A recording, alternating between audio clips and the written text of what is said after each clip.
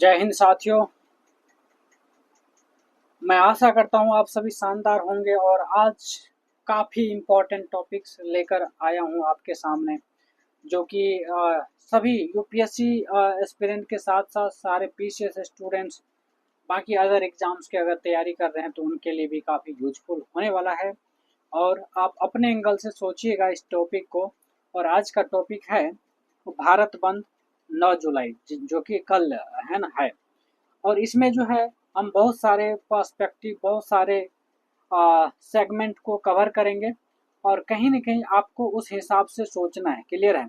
तो पहले समझते हैं भारत बंद का क्या मतलब है और क्या इसके historical backgrounds, causes, stakeholders क्या-क्या हैं।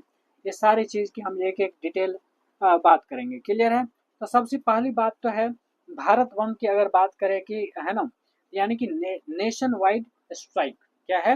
Nation wide strike. तो भारत बंद एक ऐसा आंदोलन या प्रोटेस्ट कह लीजिए जिसमें क्या होता है, पूरे देश के अलग अलग सेक्टर्स के लोग शामिल होते हैं, जैसे वर्कर्स, फार्मर्स और students, transport unions and trade unions. ये सारे लोग मिलकर एक साथ काम करते हैं और एक साथ पार्टिसिपेट करते हैं। इसका मकसद होता है कि जो भी गवर्नमेंट का पॉलिसी है उनके खिलाफ कलेक्टिव रेसिस्टेंस करना। क्या है, क्या करना?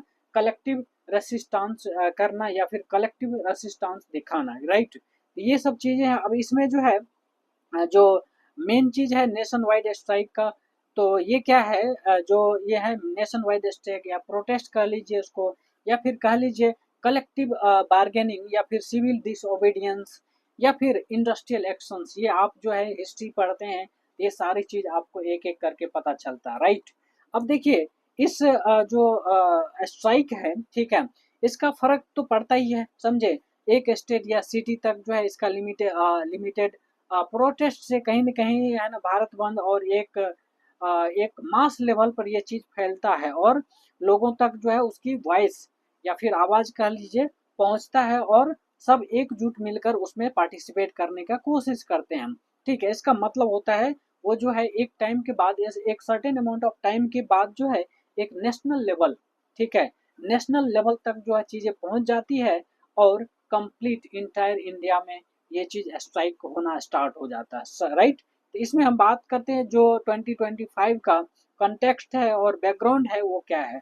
तो सबसे पहली बात तो हम बताएंगे कि जो 9 जुलाई यानी कल 2025, ठीक है, इसमें जो है किसके द्वारा ऑर्गेनाइज्ड होगा, कौन कौन इसमें पार्टिसिपेट कर रहे हैं, किसके द्वारा बुलाया जा रहा है, जो स्ट्राइक है या किसके द्वारा किया जा रहा है। तो सबसे पहली 10 सेंट्रल ट्रेड यूनियन सीटीयू जिसको कह सकते हैं, ठीक है, संयुक्त किसान मोर्चा एसकेएम, उसके द्वारा उसमें शामिल है। ठीक है, भारत मजदूर संघ, ठीक है, मतलब जिसमें बीएमएस कहते हैं ना, ठीक है, वो सब। फिर बाकी सब के द्वारा भी जैसे यूनियंस और जो auto union, transport federation, PSU employ के द्वारा भी उसमें सपोर्ट किया जाएगा। राइट? ये सब चीज़ें हैं और कहीं न कहीं इस कॉन्टेक्स्ट के पीछे कहीं न कहीं कुछ बैकग्राउंड है, जो कि जून 2025 से जो है वर्कर्स और फार्मर्स का ग्रुप जो है में काफ़ी एक तरह से समझ सकते हैं गुस्सा दिखता नज़र आता है। ठीक है?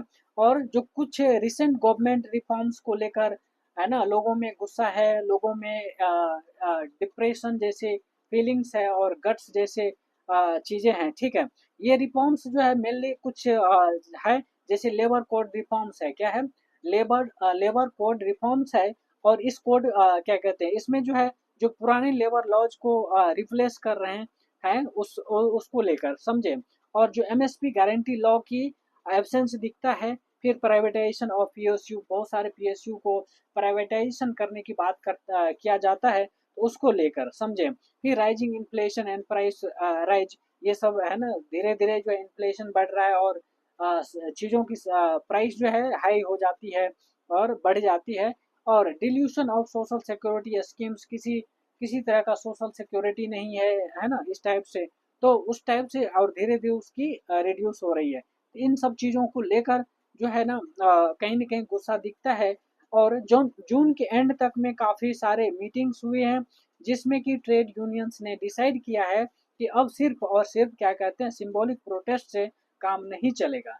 तो इसके लिए क्या करना पड़ेगा, जो सब मिलकर जो है एक ऑर्गेनाइज तरीके से, है ना, एक टाइम रखा है दैट इज 9 जुलाई को, ठीक है, जिसमें कि पूरे भारत को बंद रखने की बात कही गई है, समझे, और सबको इसमें कॉल क्या कहते हैं बुलाया गया, समझे, इस टाइप से। अब देखिए क्या क्या बंद रहेगा इसमें, ये चीज ध्यान रखिएगा, ठीक है। तो देखिए बहुत सारी चीजें इसमें बंद रहेगा और उसका इसके ऊपर असर भी पड़ेगा, इसके ऊपर इम्पैक्ट भी पड़ेगा। जैसे बैंक, ऑब्वियस सी बात है, बैंक जो है जैसे पीएसयू बैंक जितने भी है वो सारे के मैक्सिमम बंद रहेंगे। पब्लिक ट्रांसपोर्ट अफेक्टेड हो गए, जैसे बसेस है, ऑटो है, रेलवेज, ये सब ऑब्वियसली पार्शियल डिसरप्शंस देखने को मिलेगा, समझे। इसके बाद गवर्नमेंट ऑफिस भी क्या होंगे, बंद रहेंगे। फिर इंडस्ट्रियल और manufacturing units, schools and college in some states, petrol pump selective, ये सब चीज़ें, कहीं कहीं पेट्रोल पंप भी आपको बंद नजर आएगा, समझे, इस टाइप से। अब देखिए जो स्कूल्स और कॉलेजेस है, कुछ कुछ स्कूल्स कुछ कुछ स्टेट्स में जो है ये कॉलेज और स्कूल्स भी बंद नजर आएंगे, ठीक है। और एग्रीकल्चर मंडी वो सब थोड़ा थोड़ा है ना वो स्लो और क्या कहते हैं बंद नजर आएगा, समझे, इस टाइप से। अब यहाँ जो है कई जगह ऐसे हैं जो कि क्या करते हैं सपोर्टिव हड़ताल हुए हैं। जैसे जैसे अगर बात करें करें तो रोड ब्लॉकेड्स, जो जो रास्ता रोकते हैं ना, जिसमें रोड ब्लॉकेड्स, ठीक है, उसमें, और रेलवे लाइन पर प्रोटेस्ट करना, जो जिसमें कि रेल को हम क्या कर देते हैं रोक देते हैं, समझे। तो ये है रेलवे लाइन पे प्रोटेस्ट, धरना प्रदर्शन, फिर प्रोटेस्टर्स एंड स्लोगन मोर्चा, इस टाइप से निकाले जाएंगे, समझे, इस टाइप से लोगों का आंदोलन दिखेगा। और कहीं ना कहीं ये चीज जो है ना बड़े लेवल पर मास इम्पैक्ट डालेगा, समझे।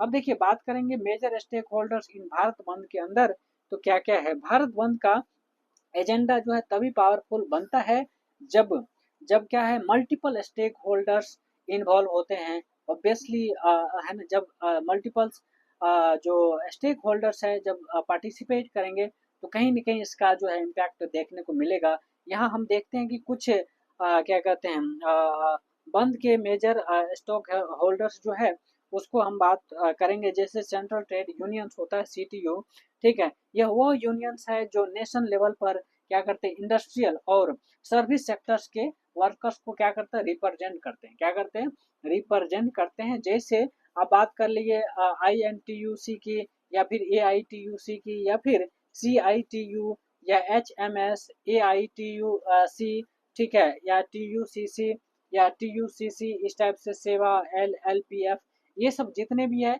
सारे के सारे इसमें इन्वॉल्व रहेंगे, रिप्रेजेंट करेंगे, ठीक है।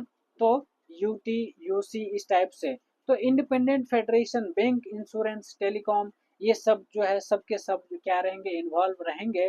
तो इस तरीके से आपको देखने के जितने भी यूनियंस के मेन डिमांड है, ये सब जैसे लेबर कोड को क्या करना स्क्रैप करना, और मिनिमम वेजेज को इंश्योर करना, क्या करना मिनिमम वेजेज को इंश्योर करना, समझिए। और जो अनऑर्गेनाइज सेक्टर्स है वर्कर्स का, है ना, उसको क्या करना प्रोटेक्ट करना, क्या करना प्रोटेक्ट करना, ठीक है। इस टाइप से सारी चीज ये डिमांड है, ठीक है। अब बात करते हैं फार्मर्स ऑर्गेनाइजेशंस की, ठीक है। तो देखिए इसमें जो है मेनली संयुक्त किसान मोर्चा की अगर बात करें, ठीक है, तो इसमें जो है सपोर्ट दिया है। और इनकी डिमांड्स बहुत सारे हैं। डिमांड्स ये है जैसे MSP गारंटी लॉ होना चाहिए, समझे। फिर withdrawal of electricity amendment bill, definitely, है ना। फिर डेप्ट वीवर और crop insurance implementation, protest against corporate farming, समझे, ये सब चीजें हैं।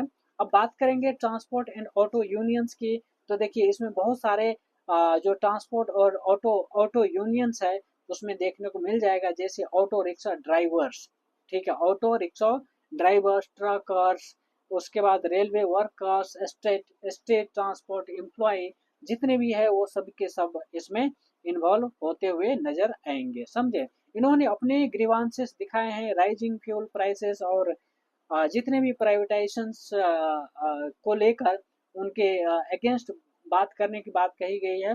तो उस पर जो है ये अडिग है, और इस पर जो है इसके अगेंस्ट जो है बात करने की पूरा भरपूर कोशिश करेंगे, समझे। अब देखिए यहाँ पर टीचर्स और स्टूडेंट्स को भी कहीं न कहीं इसका इम्पैक्ट देखने को मिलेगा। कुछ स्टेट्स में स्कूल और कॉलेज भी टीचर्स ने क्या किया, सिंबॉलिक सपोर्ट दिया है, स्पेशली जहाँ स्टेट एम्प्लॉय के पेंशन रिफॉर्म्स पर प्रोटेस्ट हो रहे हैं। समझे? तो ऑब्वियसली आप गौर करेंगे कि पेंशन से रिलेटेड रिफॉर्म्स हुए हैं और कहीं न कहीं उस पर भी गुस्सा है लोगों का, और जितने भी गवर्नमेंट एम्प्लॉय है ना? तो उसको लेकर कहीं न कहीं इस पर नाराज़गी जताई जाती है, समझे? अब बात करते हैं डिमांड्स ऑफ भारत बंद 2025 की, तो भारत बंद के पीछे कुछ स्पेसिफिक और स्ट्रक्चर डिमांड थे, जिनके पूरा लिस्ट ट्रेड यूनियंस और फार्मर्स ग्रुप्स ने क्या किया, इशू किया था, समझे? इस टाइप से अब देखिए वर्कर्स का डिमांड ये है कि repeal all for labour codes, ठीक है? तो उसकी उसके लिए रिपील किया है इन्होंने। फिर स्टॉप प्राइवेटाइजेशन ऑफ पीएसयू, जो पीएसयू को प्राइवेटाइजेशन करने की बात कही जा रही है, उसको स्टॉप करने की बात डिमांड रखा गया है, ठीक है? कि किसी भी तरह का, चाहे वो रेलवे हो या फिर कुछ अदर सेक्टर्स में भी हो, तो उसको स्टॉप करें और उस पर किसी भी तरह का प्राइवेटाइजेशन ना हो जिससे कि पब्लिक को इशू आए, ठीक है? फिर ensure minimum wages and job security, और मिनिमम वेज इंश्योर करे और जॉब सिक्योरिटी, है ना, एक जॉब सिक्योरिटी मिले, समझे? फिर बात करें रिस्टोर ओल्ड पेंशन स्कीम्स, ओ ओपीएस, ऑब्वियस सी बात है। तो लोगों को लगता है कि जो ओल्ड पेंशन स्कीम्स थे वो अच्छे थे, और जो न्यू पेंशन स्कीम्स है वो कहीं न कहीं लोगों के लिए सही नहीं है। तो इसके लिए भी लोगों ने क्या किया, डिमांड रखा है, समझे? ताकि वो ओल्ड पेंशन स्कीम को क्या किया जाए, रिवाइव किया जा सके, क्लियर? अब देखिए सोशल सिक्योरिटी को स्ट्रेंथन किया जाए फॉर इनफॉर्मल वर्कर्स, जितने भी इनफॉर्मल वर्कर्स है, ठीक है, उसमें भी एक सोशल सिक्योरिटी नाम का चीज हो, ठीक है, किसी भी तरह का उसमें इशू ना हो, इस तरीके से। फिर फार्मर्स के डिमांड और भी है, जैसे लीगल क्या कहते हैं, गारंटी ऑफ एमएसपी, है ना, जो cancel electricity amendment bill ensure increase in fertiliser subsidy, full loan waiver for compensation during crop failures, ठीक है, इस टाइप से। अब बात करेंगे जनरल पब्लिक डिमांड की, तो यहाँ पर जनरल पब्लिक की डिमांड ये है कि control inflation and price rise. जिस तरीके से इन्फ्लेशन बढ़ रही है और प्राइस राइज जो है चीज़ों का बढ़ रही है, तो उस पर कंट्रोल होना चाहिए। Improve public health care system, obviously, है ना, जो पब्लिक हेल्थ केयर सिस्टम है उसमें इम्प्रूवमेंट दिखना चाहिए, ठीक है, ये चीज़ है। फिर जो क्या कहते हैं, डेमोक्रेटिक राइट्स है उसकी सेफगार्ड्स होनी चाहिए, और खास करके राइट टू प्रोटेस्ट, है ना? तो राइट टू प्रोटेस्ट भी एक राइट्स है ना, जिस जिस जो कि प्रॉपर क्या बोलते हैं, होना चाहिए, इस टाइप से। फिर stop targeting of labour unions. अब देखिए लेबर यूनियंस का जब क्या होता है, यूनियंस होता है जो लेबर है उसकी यूनियन होता है, उस पर टारगेट करके उसको तोड़ने का काम किया जाता है। इनका डिमांड है कि उस पर किसी तरह का स्टे ना लगाया जाए, किसी तरह का स्टॉप ना किया जाए, ताकि जो है वो अपने बात को रख सके, अपने जो है उसकी डिमांड्स है, उसकी जो राइट्स है, उस पर अपने राइट्स को ले पाए, क्लियर है? ठीक है। अब स्टेट्स विद मेजर इम्पैक्ट की अगर बात करें, states with major impact obviously right participation, है ना, जिसमें बहुत सारे ऐसे पार्टिसिपेंट्स हैं जो कि मेजर खास करके पंजाब, हरियाणा, राजस्थान, इधर के फार्मर्स जो कि आपको फार्मर बेल्ट है, समझे, यहाँ के ज़्यादा पार्टिसिपेंट्स पार्टिसिपेट कर रहे हैं। वेस्ट बंगाल, केरला, तमिलनाडु, ये भी लेफ्ट बैक यूनियन स्ट्रांग है, कहीं न कहीं पीछे से जो है इसका भी स्ट्रांग यूनियंस आपको देखने को मिलता है, राइट? तो ये सब चीज़ें हैं। फिर महाराष्ट्र, छत्तीसगढ़, झारखंड, उड़ीसा, इंडस्ट्रियल वर्कर्स, ये सब है ना, ये जो जितने भी वर्कर्स है वहाँ से भी पार्टिसिपेट कर रहे हैं, क्लियर है? अब बात करेंगे दिल्ली एनसीआर सिंबॉलिक प्रोटेस्ट हो रहे हैं, यहाँ पर भी ट्रैफिक डिसरप्शन हो रहे हैं, ये सब चीज़ें देखने को मिल रहा है, ठीक है? तो ये है। अब जो है हम बात करेंगे जो भारत बंद है ना, तो इसमें हिस्टोरिकल बैकग्राउंड क्या है, और जो लेबर फार्मर यूनिटी है, जो इससे रिलेटेड मूवमेंट है, वो क्या है, एक एक चीज को एक एक करके समझते हैं। अब देखिए बात करते हैं हिस्टोरिकल बैकग्राउंड ऑफ भारत बंद इन इंडिया। तो देखिए इससे पहले भी जो भारत बंद हुआ है, कई बार हुआ है ना, खास करके जो ब्रिटिश कॉलोनियल रूल के टाइम जो है ये आया, जब फ्रीडम मूवमेंट के अंडर मास सिविल डिसोबियंस क्या कहते हैं होती थी, इस टाइप से। अब देखिए प्री इंडिपेंडेंस एरा की अगर बात करें तो स्वदेशी मूवमेंट 1905 में, कितने में 90, स्वदेशी मूवमेंट 1905 में, जिसमें फास्ट क्या कहते हैं first mass protest against British goods, समझे, जिसमें कि बंद जैसे बांध जैसे रिएक्शंस लोकल मार्केट्स में दिख गया था। और नॉन कॉपरेशन मूवमेंट 1920 के अंदर आपको ये देखने को मिलेगा, जिसके अंदर गांधी जी ने पूरा भारत में क्या किया, स्कूल ऑफिस और कोर्ट सबके सबके सब बंद करवाने का ऐलान कर दिया था। ठीक है, यह भी एक भारत का एक तरह से नेशन वाइड शटडाउन था, समझे। तो इस तरीके से आप देख सकते हैं कि किस तरीके से हिस्ट्री में भी ये चीजें चलती आ रही थी, समझे। अब बात करेंगे क्विट इंडिया मूवमेंट 1942 के, तो मासिव स्ट्राइक हुए थे, रेल रोको, बांध, है ना, इस टाइप से जो है सारे के सारे चीजों को स्ट्राइक पर लिया गया था। और पहला large scale coordination across India था ये चीजें। ठीक है, अब देखिए पोस्ट इंडिपेंडेंस भारत वंश की अगर बात करें, यहाँ पर 1974 के अंदर देखने को मिल जाएगा रेलवे स्ट्राइक हुए थे, जिसमें जॉर्ज फर्नांडिस जो है के द्वारा ये चीज किया गया था। और इसमें जो है 1.7 मिलियन वर्कर्स जो है इन्वॉल्व हुए थे, समझे। तो इस तरीके से आप देख सकते हैं किस तरीके से हिस्ट्री में भी लोग है ना, जो चाहे रेलवे की बात कर लीजिए या फिर पीपल की बात कर लीजिए, तो उन्होंने अपना स्ट्राइक किया, समझे। फिर 1981 के अंदर बैंक वर्कर्स स्ट्राइक किया था, जिसमें full shutdown of banking sector, तो सारे के सारे बैंक जो है बंद थे। और 1991 की बात करोगे तो इकोनॉमिक रिफॉर्म्स प्रोटेस्ट हुए थे, जिसमें first protest against LPG liberalisation, privatisation और ग्लोबलाइजेशन हुए थे, समझे। तो देखिए जिसमें कि और 2010 की अगर बात करें तो इसमें प्राइस राइज को लेकर स्ट्राइक किए गए थे, जिसमें 12 आवर बंद किए गए थे चीज़ों को, ठीक है, जिसमें कि बहुत सारे लेफ्ट और बीजेपी ये सब है ना के द्वारा सपोर्ट किया गया था, समझे। 2016 की बात करें तो लेबर लॉ अमेंडमेंट को लेकर किया गया स्ट्राइक, और इसमें लगभग लगभग 18 करोड़ वर्कर्स जो इन्वॉल्व थे। और उसी तरीके से 2020 की बात करें तो फार्म्स बिल प्रोटेस्ट हुए थे, जिसमें जो लार्जेस्ट फार्मर प्रोटेस्ट थे अभी तक के वो हुए थे, और खास करके सिंस इंडिपेंडेंस, ठीक है इसमें। अब देखिए 2023 की अगर बात करें तो 2023 में ओल्ड पेंशन स्कीम्स को लेकर डिमांड हुए थे, जिसमें स्टेट एम्प्लॉय थे, है ना, वो जो है राजस्थान, छत्तीसगढ़, है ना, ये सब क्या कर दिए गए थे, बंद कर दिए गए थे। 2025 में अभी जो भारत बंद की बात कर रही थी, कंबाइंड लेबर फार्मर्स बंद, ये चल रहे हैं, समझे। तो इस तरीके से हमने देखा कि किस तरीके से भारत के अंदर भारत बंद या फिर इंडिया जो स्ट्राइक है ना, मास लेवल पर या नेशनल लेवल पर, किस तरीके से हिस्ट्री में भी ये चीज चलता आ रहा है। ये न्यू चीज नहीं है, ये बार बार होता है और होता आ रहा है, समझे।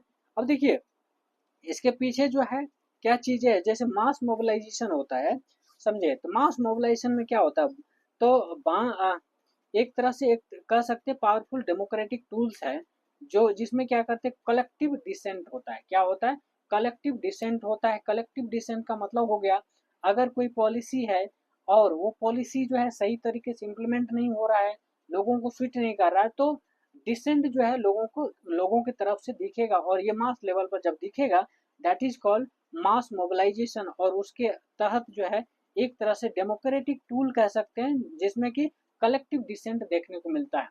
क्या मिलता है, कलेक्टिव डिसेंट देखने को मिलता है, समझे, ये है।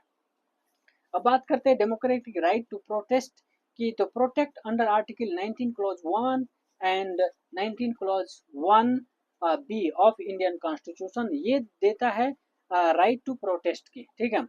इसके तहत जो है आप प्रोटेस्ट कर सकते हैं, ठीक है। तो उसमें जो टर्म्स एंड कंडीशन है उसको आप फुलफिल करते हो तो बिल्कुल आप प्रोटेस्ट करने का आपके पास राइट है। अब देखिए इसमें जो है एसेंशियल सर्विस क्या क्या है ना, जैसे ड्यूरिंग बंद emergency service like hospital, ambulance etcetera, है ना, ये जो है इसको एग्जेम्प्ट करके, क्योंकि देखिए ये सब जितने भी चीज है, हॉस्पिटल हो गया, एम्बुलेंस हो गया, ये सब इमरजेंसी का चीज है, तो इसको एक्सेप्ट करके बाकी सब चीज को बंद किया जा सकता है, ठीक है, ये चीज है। अब देखिए evolution of labour movement in India, industrial labour movement की फेजेज क्या है, तो देखिए कॉलोनियल पीरियड की अगर बात करोगे तो यहाँ पर जो है start of organise factor workers, textile mills, Bombay jute mills and Calcutta, इस टाइप से। ठीक है, अब देखिए यहाँ पर जो है फॉर्मेशन ऑफ AITUC, ठीक है, 1920 के अंदर इंडिया फर्स्ट ट्रेड यूनियन किया गया था, समझे। Post independence era trade unions link with political party, INTUC Congress, CITU, CPIM, ठीक है, BIMS, ठीक है, BMS, that is RSS, BJP, right. इस टाइप से आप देखिए लिबरलाइजेशन पीरियड पोस्ट 1991 की अगर बात करोगे तो यहाँ देखने को मिल जाता है इसमें कि disinvestment, job cuts, contract workers systems ने लेबर क्लास को क्या किया, वल्नरेबल बना दिया गया, ठीक है, बनाया गया। अब देखिए क्लासिफिकेशन और इन इनफॉर्मलाइजेशन ऑफ लेबर स्टार्ट हो जाता है, और मॉडर्न फेज 2010 की बात करो तो यहाँ स्टार्ट हुआ, ठीक है। खास करके 2010 से लेके 2025 की बात। यहाँ देखिए gig economy, labour code reforms and digital economy के अगेंस्ट वर्कर्स ने क्या किया, यूनाइट होना स्टार्ट कर दिया, समझे। और 2025 का भारत बंद यानी इंडिया स्ट्राइक उसी रेसिस्टेंस पर जो है अपना काम करती है, समझे। इस टाइप से आपको देखने को मिल जाएगा, क्लियर है। अब बात करेंगे फार्मर्स मूवमेंट की इन इंडिया में और टाइमलाइन और इसका क्या इंपॉर्टेंस है, ऑब्वियसली, ठीक है। इसमें जो है बहुत सारे आपका इंपॉर्टेंस देखने को मिल जाएगा, जैसे 1998 के अंदर Mahendra Singh Tikait protest Delhi boat club, ठीक है, MSP हाइक किया गया, ठीक है। फिर 2006 में नर्मदा बचाओ आंदोलन, डिस्प्लेसमेंट इशूज आया था। और 2017 की अगर बात करो तो यहाँ पर तमिलनाडु फार्मर्स प्रोटेस्ट हुआ था, जिसमें जंतर मंतर पर जो धरना दिया गया था, समझे, जिसमें ड्रॉट रिलीफ से रिलेटेड चीजें थी। अब 2020-21 की अगर बात करो तो इसमें जो है फार्मर लॉज प्रोटेस्ट हुए थे, और इसमें रिपील किया गया था जो भी फार्मर्स लॉज है ना, जो 3 फार्म्स लॉज है उस पर रिपील किया गया था, समझे। अगर सिग्निफिकेंस की बात करोगे तो यहाँ पर देखिए जो फार्मर्स मूवमेंट के movement always focus on minimum support price, obviously किस पे, मिनिमम सपोर्ट प्राइस पर फोकस रहता है। That second thing is loan waivers, क्या है, loan waivers, insurance, electricity, land rights, ये सब चीजें। फिर 2020 और 2021 के प्रोटेस्ट की संयुक्ता किसान मोर्चा, SKM टू जन्म जन्मा क्या कहते हैं, जन्म दिया, जो आज तक जो है क्या कहते हैं मेजर रोल क्या कहता प्ले कर रहा है, समझे। तो ये सब चीजें हैं। फिर 2025 की अगर बात करो तो 2025 में भी SKM, दैट इज क्या है, दैट इज संयुक्ता किसान मोर्चा क्या कहते हैं ने भारत बंद का हिस्सा बनकर दिखाया है कि फार्मर्स वॉइस और यूनाइटेड और ऑर्गेनाइज किस तरीके से होते हैं, और उसकी क्या मास मूवमेंट है और किस तरीके से उसमें पावर है, ये चीज बात कर सकते हैं। फिर लेबर फार्मर्स यूनिटी मूवमेंट, आप यह सबसे इम्पोर्टेंट और यूनिक फीचर्स है कि 2025 के अंदर भारत बंद का एक हिस्सा है, और जो लेबर फार्मर्स अलायंस है, मजदूर किसान एकता की बात करते हैं जिसको, ठीक है। तो 2020 के प्रोटेस्ट के दौरान जो है शुरुआत हुई थी, और जब मजदूर और किसान एक प्लेटफॉर्म पर आए थे, किस पर, एक प्लेटफॉर्म पर आए थे, और ट्रेड यूनियन और SKM ने ज्वाइंट स्टेटमेंट्स क्या देना स्टार्ट कर दिया था, समझे। इस टाइप से है। फिर जो भारत बंद 2025 पे यह यूनिटी क्लियरली दिखता है, और कहीं न कहीं इसका फायदा सबको मिलता है, समझे, ये चीज है। अब देखिए why is this unity powerful, obviously कहीं न कहीं ये यूनिटी जो है आपको एक तरह से पावरफुल इम्पैक्ट डालता है, खास करके लेबर और फार्मर से रिलेटेड जो यूनिटी होती है, और इंडिया के लार्जेस्ट पॉपुलेशन सेगमेंट के ऊपर, ठीक है, क्योंकि दोनों सेगमेंट इकोनॉमिक इनसिक्योरिटी से जूझ रहे हैं, और उन्हें कहीं न कहीं बहुत सारे समस्याओं का सामना करना पड़ता है, समझे। तो ये है। अब इसमें बहुत सारे लेबर लॉज, वेज से रिलेटेड इशू आती है, जॉब सिक्योरिटी, ये सारी चीज़ें हैं। फिर फार्मर जैसे MSP, डेप्थ और इरिगेशन, इनपुट कॉस्ट, ये सब चीज़ें इसके अंदर आता है, क्लियर है। जब ये दोनों एक साथ प्रोटेस्ट करते हैं तो पॉलिसी लेवल प्रेशर वहाँ पर क्या होता है, प्रेशर बढ़ जाता है, और प्रेशर बढ़ेगा तो उन्हें करने के लिए या फिर रिफॉर्म करने के लिए मजबूरन आगे आना पड़ता है, समझे। अब देखिए भारत बंद जो है as a symbol of protest क्या है, तो ऑब्वियस ही बात है, जो सिंबॉलिक वैल्यू ऑफ बंद है, ठीक है, बंद है, वो क्या है, जो स्ट्राइक है, एक तरह से कह सकते हैं। जो स्ट्राइक है सिर्फ एक इकोनॉमिक शटडाउन नहीं होता है, बल्कि एक तरह से कह सकते हैं सिंबॉलिक रेसिस्टेंस होता है, जिसमें कि जिसमें जो मैसेज भेजता एक मैसेज देता है, क्या देता है, एक मैसेज देता है, और इस मैसेज के तहत जो है क्या कहते हैं, बहुत सारी चीज़ें दिख जाता है, और इसमें जैसे पब्लिक डिसकंटेंट इज सीरियस, और we are united in opposition, we want accountability and change, ये सब चीज़ें आपको देखने को मिलेगा, ठीक है। अगर ये जो स्ट्राइक है और आंदोलन है, जो भी कह लीजिए, अगर पीसफुल हो और मास सपोर्ट मिले, तो ये डेमोक्रेसी का हेल्दी साइन माना जाता है। ऑब्वियसली अगर आप पीसफुली तरीके से प्रोटेस्ट कर रहे हैं, आंदोलन कर रहे हैं, तो कहीं ना कहीं आप डेमोक्रेसी को फॉलो कर रहे हैं, एक हेल्दी डेमोक्रेसी की बात कर रहे हैं, समझे। ये चीज़ है, अगर वही चीज़ें है ना, तो इस तरीके से आप यहाँ पर देख सकते हैं, समझे। अब जो है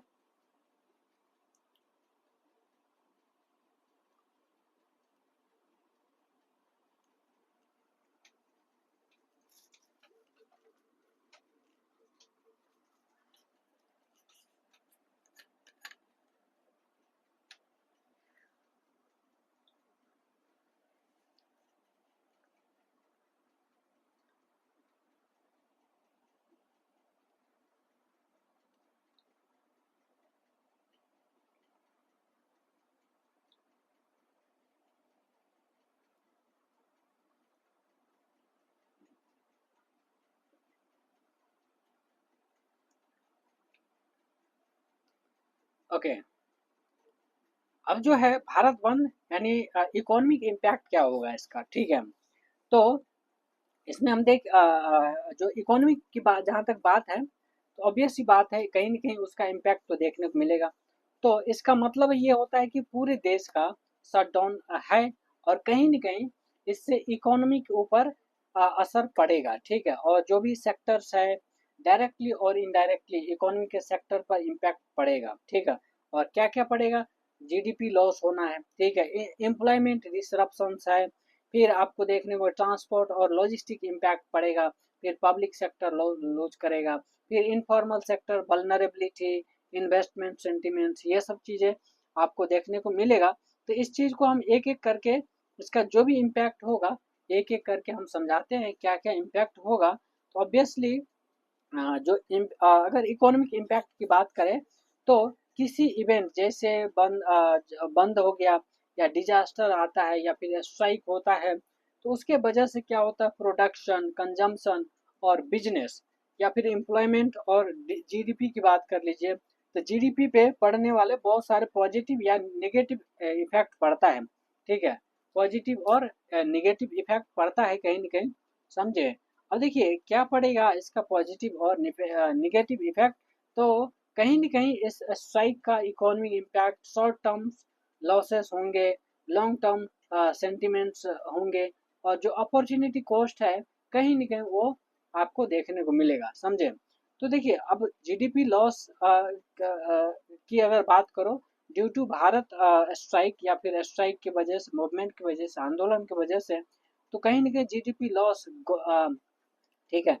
हमारी इकोनॉमी का एक टोटल आउटपुट होता है, जब भारत बंद होता है, तो प्रोडक्शन और सर्विसेज क्या होता है, जो उसका सेक्टर्स है, वो एक तरह से रुक जाता है, क्या होता है, रुक जाता है, जिसका डायरेक्ट असर जीडीपी पर पड़ता है।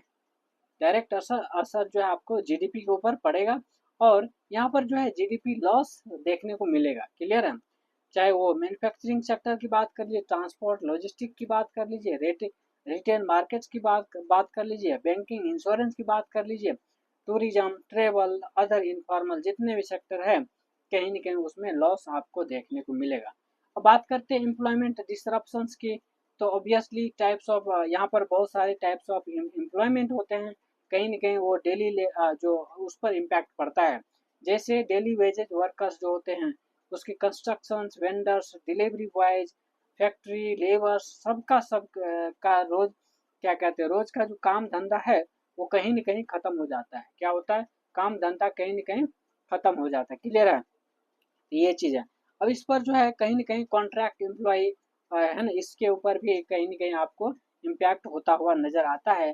जैसे जो आईटी में काम करता है, बीपीओ, लॉजिस्टिक सेक्टर्स में पार्ट टाइम जो भी काम कर रहे होते हैं या कॉन्ट्रैक्ट बेसिस पे जो काम करते हैं, या फिर को नो वर्क, तो उसमें काम में दिक्कत आती है, कहीं न कहीं वो उसमें है ना इशू आता है, तो वहाँ पर कोई सैलरी नहीं मिलती है, सिचुएशन खराब हो जाती है इस टाइप से। फिर गिग इकोनॉमी की बात करो, जो गिग इकोनॉमी वर्कर्स होते हैं, खास करके जोमेटो, स्विगी, ओला, उबेर, इस टाइप से। समझ रहे, गिग इकोनॉमी समझ में आ रहा है? ठीक है, तो जो भी जोमेटो, स्विगी, ओला, उबेर, ये सब जो है गिग इकोनॉमिक वर्कर्स हैं। ठीक है, गिग इकोनॉमिक वर्कर्स। क्लियर है? अब देखिए, इसके वजह से जो स्ट्राइक हुए या बंद हुए, ठीक है, तो रोड्स बंद हो जाते हैं, इसके वजह से इनके रेवेन्यू 60 to 80% तक जो है गिर जाता है। क्लियर है? अब देखिए, ऑलमोस्ट 5 सेक्टर्स ऐसे, 5 कोर वर्कर्स है को डायरेक्ट इम्पैक्ट होता है इस पे। ठीक है, जिसमें 70% जो है इनफॉर्मल सेक्टर्स होते हैं। कितने? 70% जो है आपको इनफॉर्मल सेक्टर्स आपको देखने को मिलेगा। क्लियर है? कितने? 70% आपको इनफॉर्मल सेक्टर्स, आपको इनफॉर्मल वर्कर्स का लीजिए, सेक्टर्स का लीजिए, वो आपको देखने को मिलेगा। ठीक है, अब देखिए, यहाँ जो है जो क्या कहते हैं, ट्रांसपोर्ट और लॉजिस्टिक, उसके ऊपर भी इम्पैक्ट कहीं न कहीं पड़ेगा। तो रोड ट्रांसपोर्ट की अगर बात करो, चाहे ट्रक की बात करो, डिलीवरी वैन्स की बात करो, टेम्पो की बात करो, सबको जो हाईवे पर क्या है, रोक दिया जाता है। समझे? कोई है ना, जो वाहन चलने ही नहीं दिया जाता, तो कहीं न कहीं जो पेरिशेबल गुड्स है, जैसे वेजिटेबल्स, मिल्क, फिश, पोल्ट्री का सप्लाई चेन डिसरप्ट हो जाता है। समझे? क्या हो जाता है? जितने भी वेजिटेबल्स है, मिल्क है, फिश है, पोल्ट्री है, का सप्लाई चेन डिस्टर्ब हो जाता है, और NH4, NH44, NH2, NH4, 448 जैसे मेजर रूट्स जो है बंद हो जाते हैं, और जो लॉजिस्टिक कंपनी है, कहीं न कहीं उसका ह्यूज लॉस होता है। क्या होता है? ह्यूज लॉस होता है। इस टाइप से आपको इम्पैक्ट देखने को मिलेगा। अगर रेलवे की बात करोगे, तो रेलवे में जो है बहुत सारी चीज़ें हैं, जैसे मल्टीपल जोन्स में ट्रेन को क्या कर दिया जाता है, रोक दिया जाता है, वहाँ पर आंदोलन होता है। ठीक है, 250 प्लस में जो है ट्रेन कैंसिल हो जाता है, या फिर ज़्यादा से ज़्यादा, या फिर मैक्सिमम ट्रेन जो है कैंसिल हो जाता है। ठीक है, और इसके वजह से जो है उसके कई बार तो ऐसा होता है कि उसके रूट को भी डाइवर्ट कर दिया जाता है। क्लियर है? तो इसका इम्पैक्ट आपको देखने को मिलेगा। क्लियर है? अब इस टाइप से जो है रिटेल और ट्रेड मार्केट्स इम्पैक्ट भी देखने को मिल जाएगा। जैसे अगर मार्केट क्लस क्या कहते हैं, मार्केट क्लोजर्स की अगर बात करो, किसकी? मार्केट क्लोजर्स की, तो यहाँ पर दिल्ली, मुंबई, चेन्नई, बंगलोर, ठीक है, दिल्ली, मुंबई, चेन्नई, बंगलोर, लखनऊ, पटना, एक्सेट्रा, अगर इसकी बात करें, तो यहाँ पर लार्ज स्केल पर मार्केट जो है क्लोज हो जाते हैं। और इसके वजह से क्या होगा, जितने भी मंडी है, APMC मंडी, ये सब बंद हो जाती है। और फार्मर्स का जो है एक तरह से जो सपोर्ट जहाँ से मिलता है, जो सप्लाई चेन होता है, वो बंद हो जाती है, और इस वजह से उन्हें दिक्कत का सामना करना पड़ता है। क्लियर है? ठीक है, तो ये है। अब यहाँ पर देखिए, स्मॉल बिजनेस लाइक किराना स्टोर का जो दुकान चलाते हैं, या फिर लोकल वेंडर्स जो होते हैं, या फिर वो क्या कहते हैं, जो रिक्शा, वो रेहड़ी पर, इस टाइप से जो काम करते हैं, वो कहीं न कहीं उसका वो सफ़र ज़्यादा लेवल पर करते हैं। समझे? और उनकी इनकम तो लगभग लगभग जीरो होता है, और इस वजह से उनकी है ना रोजी रोटी, दिन भर का जो अपना पेट भरने का अर्निंग होता है, वो भी कहीं न कहीं इफ़ेक्ट हो जाता है, और कहीं न उन्हें बहुत सारे समस्याओं का सामना करना पड़ता है। क्लियर है? इस तरीके से आपको समस्याएँ देखने को मिलेगा। क्लियर? ये चीज़ है। अब देखिए, अब ये मैं देखिए इस चीज़ को एक यूपीएससी के पर्सपेक्टिव से किस टाइप से आपको सोचना चाहिए, ठीक है? या फिर बीपीएससी, या फिर स्टेट पीसी, कोई भी है, यूपी पीसीएस है, या फिर अदर स्टेट का कोई एग्ज़ाम है जिसमें रिटन भी लिखना होता है, तो उस मकसद से हमारा समझाने का तरीका है। ठीक है? अब देखिए, हाँ, यहाँ पर अगर बात करें, क्या समझा रहे थे? हाँ, ठीक है, ये सब चीज़ें, तो जो स्मॉल बिजनेस वाले हैं, किराना स्टोर, वो सब भी इसका शिकार बनता है। ठीक है, अब देखिए confederation of all India traders CAIT के हिसाब से 10 लाख करोड़ जो है का डेली रिटेल टर्नओवर बंद हो जाती है और कहीं ना कहीं उसका इम्पैक्ट देखने को मिलता है। क्लियर है? तो इस टाइप से जो है आप देख सकते हैं चीज़ें कैसे इम्पैक्ट पड़ता है उसका। ठीक है, अब देखिए इम्पैक्ट जो है कहीं ना कहीं एसेंशियल सर्विस पर भी पड़ता है, जैसे हेल्थ केयर हो गया। ठीक है, जैसे इमरजेंसी सर्विस क्या होता है, ओपन रहती है लेकिन OPD अटेंडेंस गिर जाता है, समझे। इस टाइप से एम्बुलेंस मूवमेंट स्लो हो गया, या फिर वो ब्लॉकेट्स की वजह से वो नहीं जा पाती है। रूरल एरिया में आपको हेल्थ जो वर्कर्स होते हैं वो उन्हें भी दिक्कत का सामना करना पड़ता है और उन्हें सपोर्ट में कहीं ना कहीं सपोर्ट नहीं मिलता है। ठीक है, अब एजुकेशन की बात करो तो कहीं ना कहीं इम्पैक्ट तो पड़ता है। एजुकेशन फील्ड में भी इस चीज़ का आपको इम्पैक्ट देखने को मिलेगा। क्लियर है? क्या इम्पैक्ट पड़ता है? तो ऑब्वियस सी बात है, इसका इम्पैक्ट जो है आपको देखने को मिलेगा। जितने भी आपका क्या कहते हैं गवर्नमेंट स्कूल्स है, कॉलेज है, वो सारे के सारे लगभग लगभग बंद रहता है और इस वजह से एंड उन्हें बच्चों को, टीचर्स को और खास करके बच्चों को एजुकेशन का इम्पैक्ट देखने को मिलता है। क्लियर है? अब प्राइवेट इंस्टीट्यूशंस ने क्लासेस भी क्या करते हैं, क्लास को भी कैंसिल कर देते हैं और जो भी कॉम्पिटिटिव एग्जाम्स की तैयारी करवाते हैं, बैंकिंग के, SSC की, UPSC की, PSC की या फिर IIT की, नीट की, ये सब भी क्या होता है कहीं न कहीं अपने शेड्यूल को रिशेड्यूल कर देते हैं और इसका भी इम्पैक्ट देखने को मिलेगा।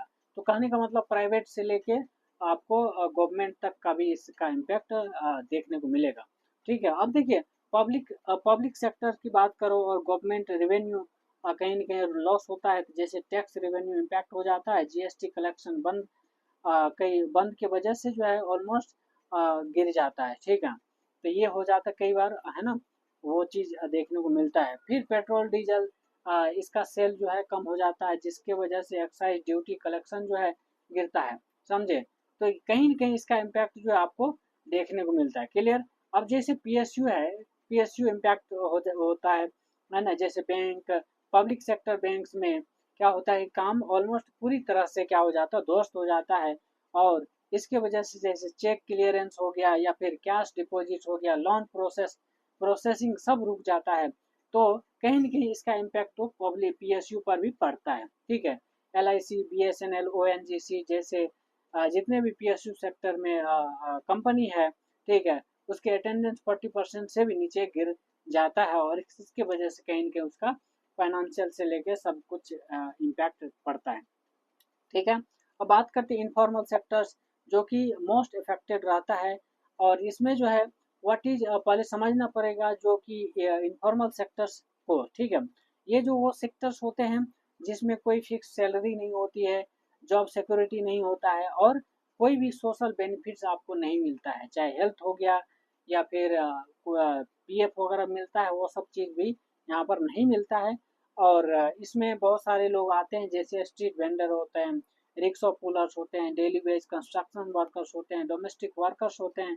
ये सब जो इनफॉर्मल सेक्टर्स के अंदर आ जाते हैं, इनफॉर्मल लेबर्स होते हैं। ठीक है, अब जो है कहीं ना कहीं इसका जो है इम्पैक्ट आपको क्या पड़ता है, देखिए रोज का इनकम कमाने वाले उसका जो है लगभग वो जीरो हो जाता है, क्योंकि वो डेली कमाने का खाने वाला इंसान होता है और कहीं ना कहीं उसके ऊपर जो है इम्पैक्ट पड़ता है। क्लियर है?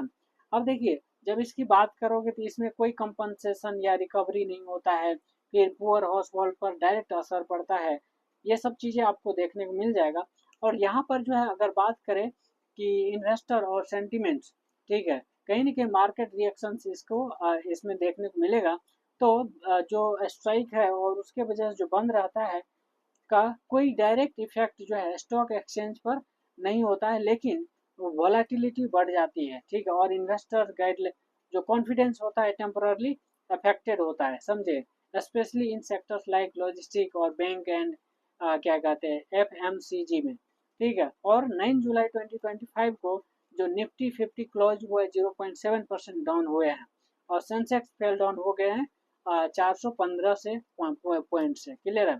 इस तरीके से जो है आप चीज़ों को देख सकते हैं, इसमें जो बहुत सारी चीज़ें हैं, ठीक है, जैसे बिजनेस, एम्प्लॉयमेंट और ये सारी चीज़ जो है कहीं न कहीं आपको इम्पैक्ट होता हुआ नज़र आता है। क्लियर है?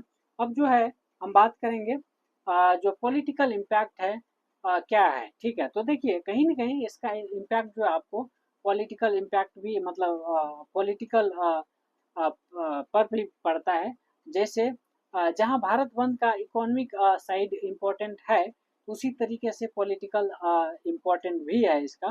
ठीक है? तो ये चीज़ आपको देखना है और ये जो है खास करके जो सिंबॉलिक प्रोटेस्ट होता है, ठीक है, जो गवर्नमेंट पर प्रेशर बनाता है और ये जितने भी पॉलिटिकल अलायंस होता है, ठीक है, एक तरह से समझ लीजिए जो पॉलिटिकल अलायंस बनता है, ठीक है, चाहे मीडिया नैरेटिव्स की बात कर दीजिए, जो मीडिया नैरेटिव्स बदलता रहता है और पब्लिक परसेप्शंस क्या कहते हैं एक तरह से फ्रेम करती है या शेप लेती है, ठीक है। तो यहाँ पर आपको देखने को मिलेगा जितने भी क्या कहते हैं इसमें मतलब सेक्टर है, जैसे गवर्नमेंट रिस्पॉन्स क्या रहता है, फिर अपोजिशन स्ट्रेटजी क्या बनाता है, फिर पॉलिटिकल जो पार्टी है उसका स्टैंड क्या रहता है, फिर मीडिया नैरेटिव्स क्या रहता है, किस तरीके से काम करता है, फिर public sentiment, civil society, long term political impact, इस टाइप से आपको चीज़ें देखने को मिलेगा। अब देखिए बात करते गवर्नमेंट रिस्पॉन्स टू भारत बंद 2025 की। यहाँ पर देखिए बहुत सारी चीज़ें हैं, जैसे सेंट्रल गवर्नमेंट का स्टैंड क्या है, सेंट्रल गवर्नमेंट का स्टैंड तो देखिए लॉ एंड ऑर्डर जो है प्रायोरिटी रहता है हर किसी का। तो गवर्नमेंट ने कहा कि प्रोटेस्ट जो है पीसफुली तरीके से हो तो एलो कर देते हैं, समझे। तो कहीं ना कहीं ये चीज़ राइट्स के अंदर भी आता है ना, राइट टू प्रोटेस्ट होता है, तो उसके तहत जो है आपको प्रोटेस्ट करने का राइट तो है, लेकिन वो बिल्कुल पीसफुली तरीके से होना चाहिए, समझे। अब इसमें हाई अलर्ट स्टेट में जो है क्या किया लगाया जाता है, और जैसे पंजाब, हरियाणा, वेस्ट बंगाल, यूपी, बिहार, महाराष्ट्र, इसके अंदर आपको हाई अलर्ट जारी किया जाता है, ठीक है। और पार्लियामेंट्री फोर्सेस जैसे डिप्लॉय की जाती है, जैसे सीआरपीएफ, बीएसएफ, एआरएफ, ये सब चीज़ों को पार्लियामेंट्री क्या कहते हैं फोर्सेस को डिप्लॉय करे किए जाते हैं, ठीक है। अब देखिए ऑफिशियल स्टेटमेंट की अगर बात करोगे तो ऑब्वियस सी बात है कि वी रिस्पेक्ट डेमोक्रेटिक प्रोटेस्ट, है ना, ये कहा जाता है। भले वो प्रैक्टिकल लेवल पर कितना इम्प्लीमेंट होता है नहीं होता है वो, है ना, बात की बातें हैं, लेकिन ऐसा कहा जाता है वी प्रोटेस्ट डेमोक्रेटिक, क्या है, वी प्रोटेस्ट डेमोक्रेटिक, क्या कहते हैं, we respect democratic protest but we will not allow disruption of public life of और डैमेज टू प्रॉपर्टी, किसी तरह का हार्म नहीं होना चाहिए, किसी तरह का डिसरप्शन नहीं होना चाहिए। तो ऐसे और वो बिल्कुल पीसफुल तरीके से हो तो उसको जो है गवर्नमेंट अलाउ करती है उस प्रोटेस्ट को, समझे।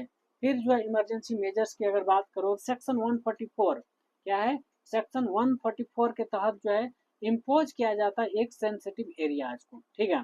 इस टाइप से इंटरनेट शटडाउन हो जाते हैं 12 प्लस डिस्ट्रिक्ट, या फिर पंजाब, हरियाणा, वेस्ट बंगाल, इधर की तरफ आपको देखने को मिल जाएगा बहुत सारे डिस्ट्रिक्ट में, है ना, बहुत सारे इंटरनेट को शटडाउन करके कर दिया जाता है। और क्या कहते हैं जो प्रिकॉशनरी डिटेंशंस है वो आपको देखने को मिलता है।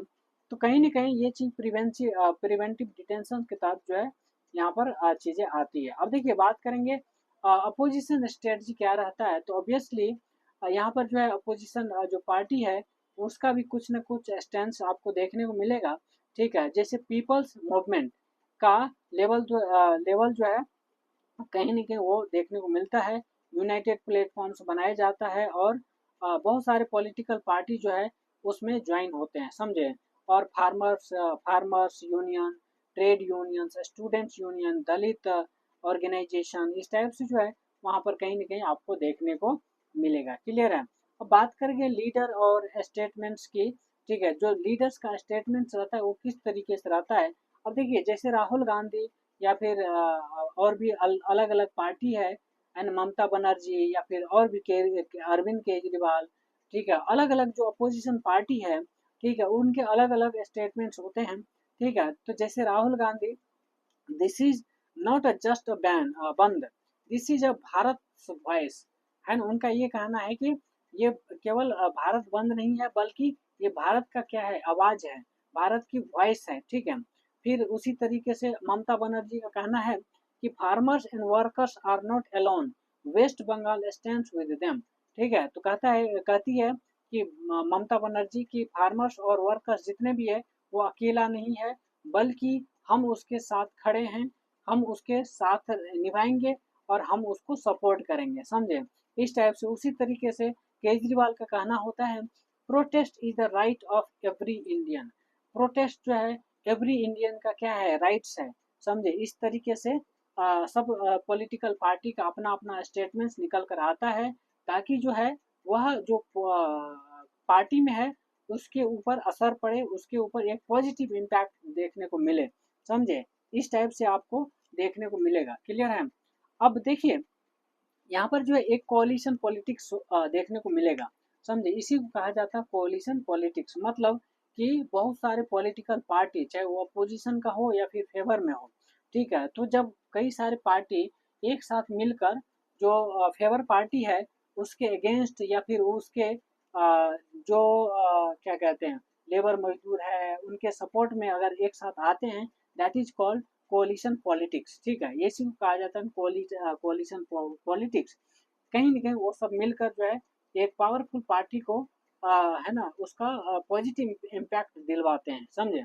अब देखिए रीजनल पार्टी भी सपोर्ट में आते हैं, जैसे डीएमके, एसपी, आरजेडी, जेएमएम, आप, टीएमसी, ये सब जी, लेफ्ट फ्रंट, ये सब ने क्या किया, जो भारत बंद है उसको क्या किया, सपोर्ट दिया।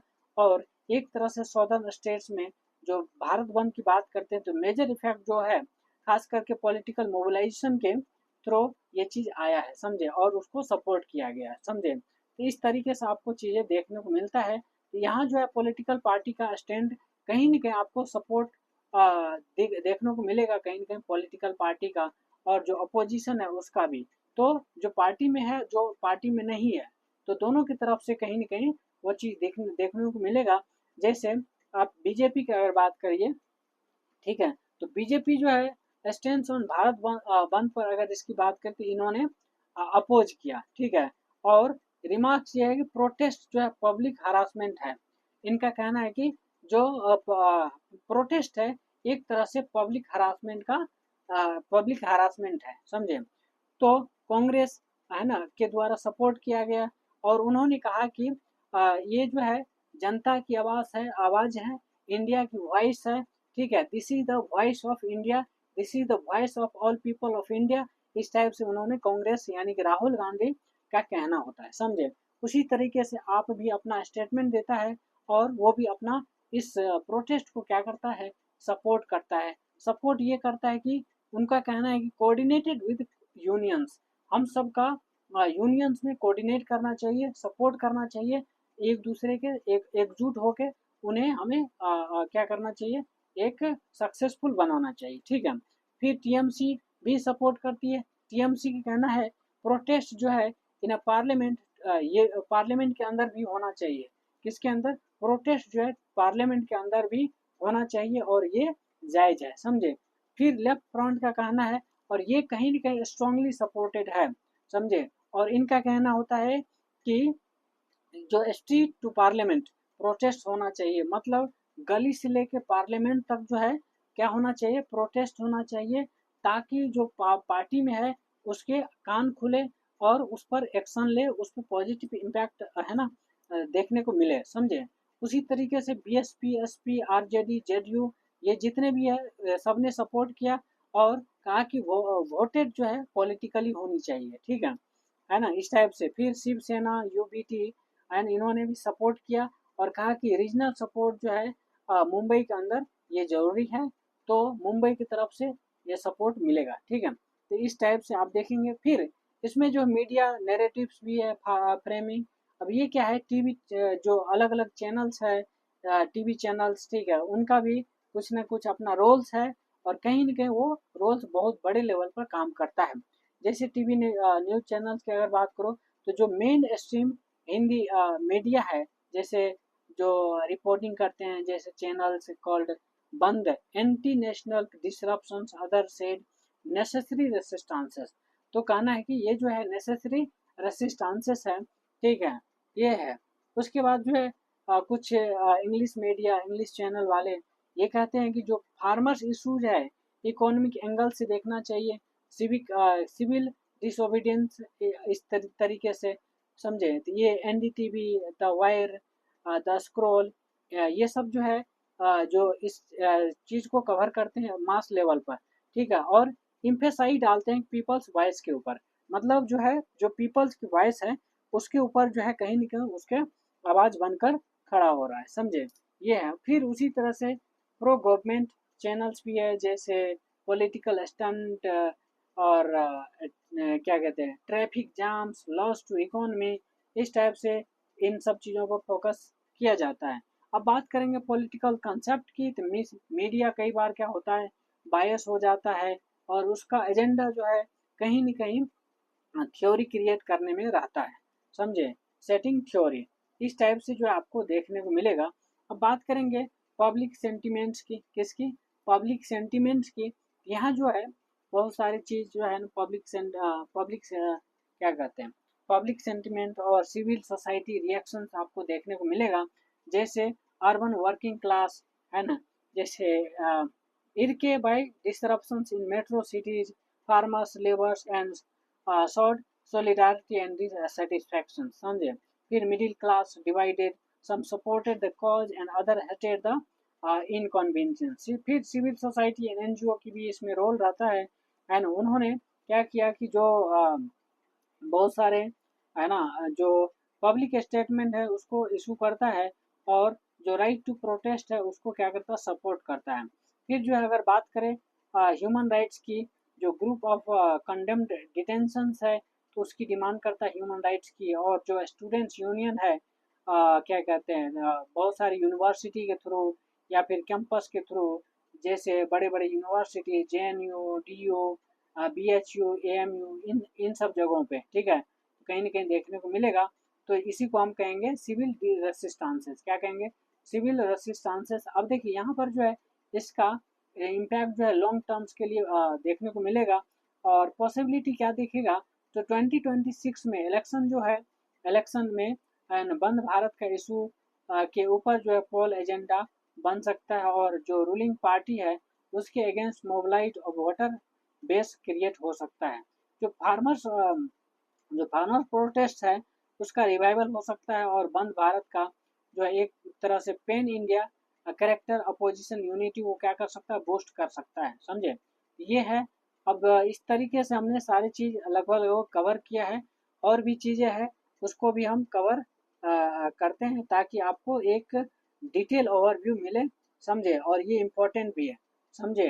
अब देखिए इसमें जो सोशल इम्पैक्ट की अगर बात करें, कहीं न कहीं इसका जो है सोशल इम्पैक्ट भी आपको देखने को मिलता है, समझे। क्योंकि देखिए भारत बंद का मतलब है सिर्फ एक पॉलिटिकल या इकोनॉमिक प्रोटेस्ट नहीं होता है, बल्कि इसका डीप डीप कनेक्शन है सोशल इम्पैक्ट से, ठीक है। और कहीं न कहीं वो सोसाइटी के ऊपर जो है इसका इम्पैक्ट पड़ता ही है, ठीक है, उसको टच करता ही है, समझे। चाहे वो स्टूडेंट्स हो, यूथ हो, वीमेन हो, माइनॉरिटी हो, फार्मर्स हो या फिर माइग्रेंट्स हो, सब के ऊपर ये चीज़ पड़ता है। अर्बन मिडिल क्लास के ऊपर भी पड़ता है। ये है। तो इसमें जो है बहुत सारे चीज़ें हम डिस्कस करेंगे, जैसे इम्पैक्ट ऑन स्टूडेंट्स, यूथ और इफेक्ट ऑन वीमेन, फिर minority and marginalised sections, urban versus rural divide, internet shutdown and digital impact, psychological and emotional impact, ये सारी चीज़ आपको देखने को मिलेगा। क्लियर है। अब देखिए बात हम करेंगे जो स्टूडेंट्स है और यूथ है, ठीक है, उसके ऊपर क्या इम्पैक्ट पड़ता है। तो ऑब्वियसली जो स्टूडेंट्स और यूथ है कहीं न कहीं एजुकेशन उसका इम्पैक्ट होता ही है, अफेक्टेड एजुकेशन अफेक्ट होता है, समझे। चाहे वो स्कूल गोइंग स्टूडेंट्स है, कॉलेज गोइंग स्टूडेंट्स है, ठीक है, तो इनका जो है कहीं न कहीं उस पर असर दिखाई देता है। चाहे पंजाब हो, हरियाणा हो, दिल्ली हो, वेस्ट बंगाल, कहीं भी हो, ठीक है, तो वो चीज़ देखने को मिल जाएगा। और इस वजह से कई बार होता है बहुत सारे लोगों का एग्ज़ाम होता है तो वो पोस्टपोन हो जाता है। बहुत सारे स्टेट्स में जो है बोर्ड होता रहता है, एग्ज़ाम्स होते रहते हैं, तो वो सारे सारे क्या हो जाता है रिशेड्यूल हो जाता है और पोस्टपोन हो जाता है, समझे। इस टाइप से अब कोचिंग सेंटर में भी इसका इम्पैक्ट देखने को मिल ही जाता है, ठीक है। तो इस तरीके से इम्पैक्ट पड़ता है उस स्टूडेंट के ऊपर, समझे। अब यूथ मोबिलाइजेशन भी होता है सोशल मीडिया पर, स्टूडेंट्स ने क्या किया, हैशटैग है ना रन किए हैं। और इसमें जो है स्टूडेंट सॉलिडारिटी या फिर बंद भारत है ना, इस टाइप से जो है बहुत सारे बंद विद पर्पस, ठीक है, या फिर उसके एक पर्पस होनी चाहिए, सेव पब्लिक एजुकेशन, इस टाइप से जो है अपना हैशटैग लगा कर अपना प्रोटेस्ट करता है, समझे, और सोशल मीडिया पर इस चीज़ को वायरल करने की कोशिश करता है। क्लियर है, ये चीज़ पता चल गया, समझे। अब देखिए ये अब कहीं ना कहीं इफेक्ट ऑफ वीमेन भी पड़ता है, तो कहीं ना कहीं वीमेन्स पार्टिसिपेशन जो है वो फर्क पड़ता है। आंगनबाड़ी वर्कर्स हो गया, आशा वर्कर्स हो गया, सेल्फ हेल्प ग्रुप्स हो गया, इसकी जो पार्टिसिपेशन है कहीं ना कहीं इम्पैक्ट पड़ता है इसके ऊपर। Women led protest in Kerala, Maharashtra, Punjab, और यहाँ से जो है क्या कहते हैं जेंडर पार्टिसिपेशन है प्रोटेस्ट के अंदर, वो चीज़ आपको देखने को मिल जाएगा। फैमिली डोमेस्टिक इम्पैक्ट भी देखने को मिलता है, समझे। तो चाहे ट्रांसपोर्ट की बात कर लो या फिर जो वर्किंग वीमेन है उसके ऊपर भी इम्पैक्ट देखने को मिलेगा। वो कहीं ना कहीं उसका घर परिवार रुक जाता है, अर्बन फैमिली में कहीं ना कहीं डोमेस्टिक वर्कलोड बन जाता है, तो ये चीज़ आपको देखने को मिलेगा। फिर सेफ्टी कंसर्न भी हो जाता है। सम सिटी में ऐसे होते हैं कि जो टाइम है वीमेन का वो कहीं ना कहीं है ना वो कंसर्न बन जाता है, ठीक है, और उस पर रेज किया जाता है। और नाइट ट्रेवलिंग जो है कहीं ना कहीं वीमेन के लिए रिस्की होता है, समझे। तो ये सब चीज़ें हैं, और ये कहीं न कहीं वीमेन जो है इस चीज़ का एक्सपीरियंस करती है इन पब्लिक स्पेस के अंदर, ठीक है। ये चीज़ आप माइनॉरिटी की बात करोगे, यहाँ पर minority and marginalised sections of society की बात करूँ तो उसके ऊपर भी कहीं न कहीं इम्पैक्ट देखने को मिलेगा। और ख़ास करके जो मुस्लिम और क्रिश्चियन ग्रुप्स ने इस पर क्या मतलब एक तरीके से कह सकते हैं पीसफुल पार्टिसिपेशन दिखाया है, और कहीं न कहीं वो चीज़ आपको दिखाई भी देता है। फिर रिलीजियस ऑर्गेनाइजेशन ने भी क्या किया, इंटरफेथ सॉलिडारिटी मार्चेज किए हैं। जैसे फॉर एग्जांपल आप बात कर सकते हैं शाहीन बाग स्टाइल सिंबॉलिक धरना इन भोपाल, इस टाइप से, समझे। ये चीज़ें आपको दिखाई पड़ता है, समझे। फिर दलित आदिवासी बहुजन इन्वॉल्वमेंट रहते हैं इसमें। तो जितने भी दलित ऑर्गेनाइजेशन है ने pro reservation and anti cast slogans के थ्रू चीज़ों को क्या करता है, सपोर्ट करता है और आंदोलन में पार्टिसिपेट करता है।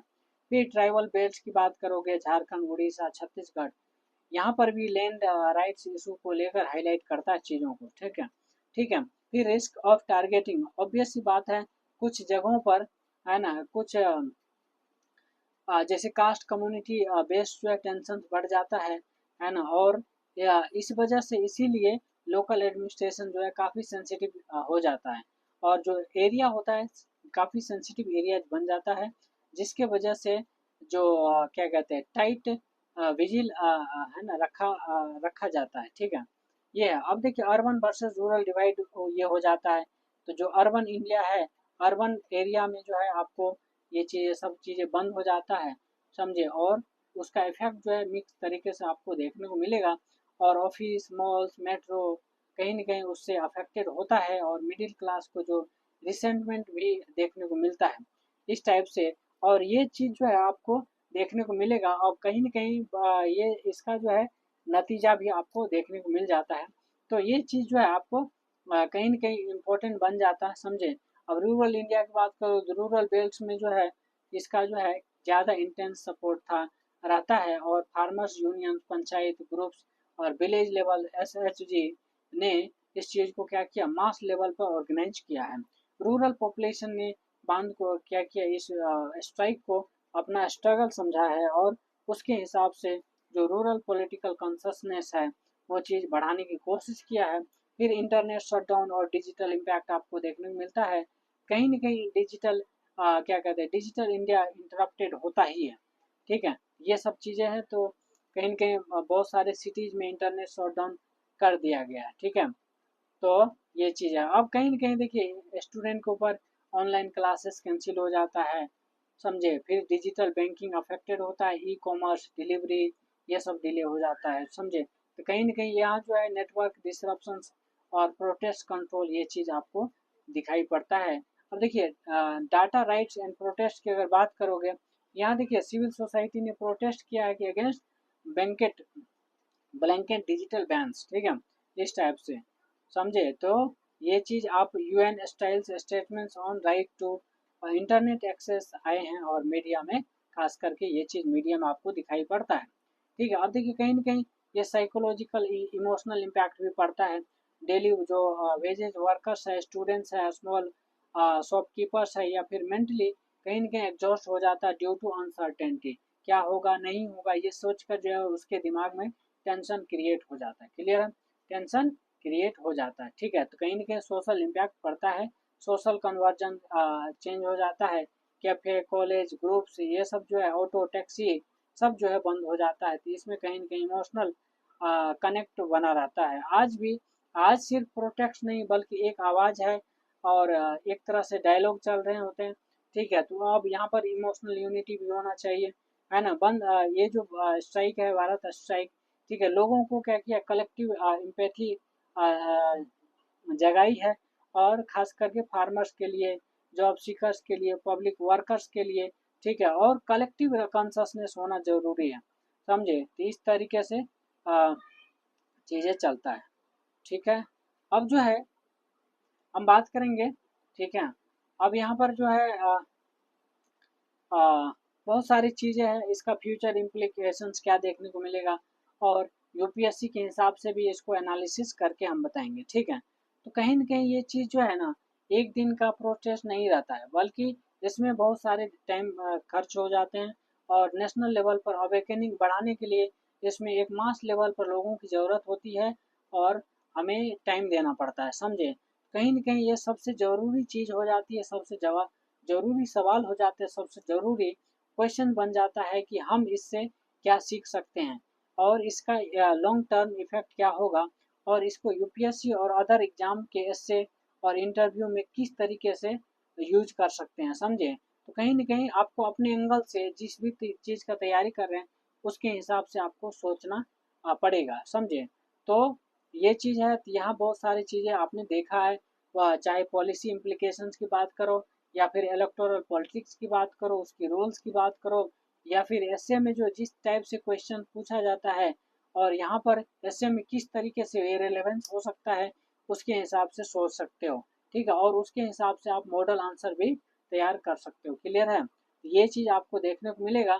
ठीक है, और इस तरीके से जो है आप जो है भारत बंद या फिर स्ट्राइक को एक यूनाइट के तरीके से सोच सकते हो, चाहे कास्ट हो, रिलीजन हो, या रीजन हो, या कुछ भी हो। इस तरीके से सिस्टम को रिस्पॉन्स देना पड़ता है, और कहीं ना कहीं ये तभी मिलता है जब हम सब यूनाइट होके, आप सब यूनाइट होके, जितने भी स्टाफ्स है, जितने भी एम्प्लॉय है, जितने भी वर्कर्स है, सब एक यूनाइट होकर एक नया स्टैंड लेने की कोशिश करें। ठीक है, ये चीज़ है, कहीं ना कहीं ये जो है हमें एक इंक्लूसिव पॉलिसी मेकिंग की रिक्वायरमेंट होती है, खास करके डेमोक्रेटिक असर्शंस की अगर बात करें तो गवर्नमेंट को हर stakeholder, students, farmers, workers, NGO के व्यू पॉइंट से, है ना, कंसीडर करने की ज़रूरत है। ठीक है, और किसी भी तरह के रिफॉर्म से पहले उन्हें अच्छे से खंगाल लेना चाहिए, अच्छे से आपको एक डिस्कस कर लेना चाहिए चीज़ों पर। ठीक है, और कहीं ना कहीं उसका इम्पोर्टेंस ऑफ नेगोशिएशन चैनल्स के थ्रू जो है ये चीज़ आपको देखने को मिल जाएगा। ठीक है, ये चीज़ कहीं ना कहीं ये जो है ना, एक तरह से समझ सकते हैं डेलिब्रेटिव डेमोक्रेसी।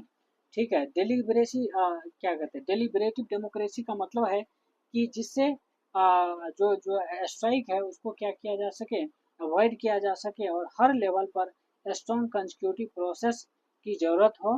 ठीक है, एक प्रॉपर क्या कहते हैं, एक स्टेप के थ्रू जो चीज़ किया जाए। ठीक है, डेलिब्रेटली किया जाए, समझे।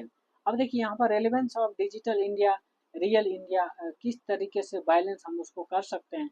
ऑब्वियस सी बात है, अगर इंटरनेट की बात करें, उसकी शटडाउन की बात करें, या फिर डिजिटल एक्सक्लूजन की बात करें, या फिर रूरल अर्बन गैप की बात करें, तो सब ने यह जताया है कि ये बैलेंस ज़रूरी है।